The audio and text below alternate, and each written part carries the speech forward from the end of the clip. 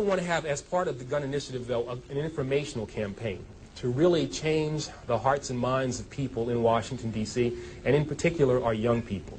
They are saturated in the media and in entertainment, or by the entertainment industry, with violence. And I think too many of our young people, in particular our young men, are fascinated with violence, and in particular fascinated with guns.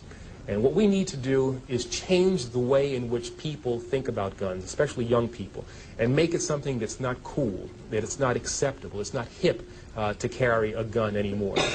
In the way in which we've changed our attitudes about cigarettes. You know, when I was growing up, people smoked all the time. I mean, both my parents did.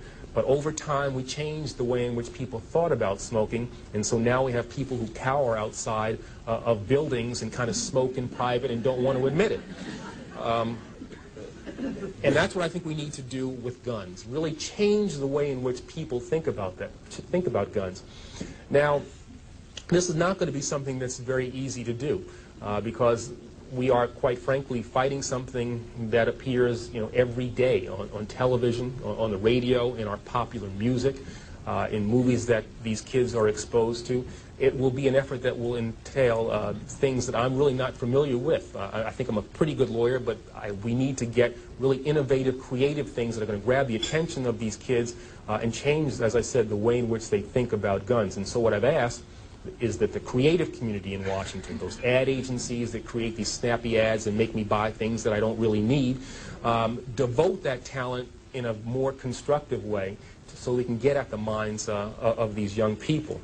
This informational campaign, I've also called on the newspapers and the television stations to devote to us time and space so that we can get these ads, so we can use these spots, and not to give us 1, 2 o'clock in the morning ads when nobody's watching, but at the time when people, particularly young people, are watching television, so that when they're watching, you know, the Fresh Prince of Bel-Air or Martin or whatever else they watch, and yeah, I watch those things once in a while, so that they'll see these ads and they'll be grabbed by these ads.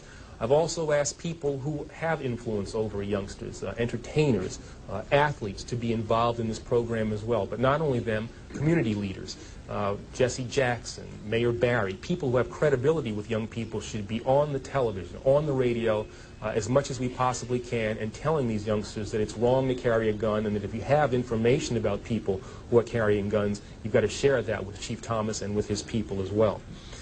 I've also asked the school board to make a part of every day some kind of anti-violence, anti-gun message. Every day, every school, at every level. One thing that I think is clear with young people and with adults as well is that we just have to be repetitive about this. It's not enough to simply have a catchy ad on a Monday and then only do it every Monday. We need to do this every day of the week and just really brainwash people into thinking about guns in a vastly different way.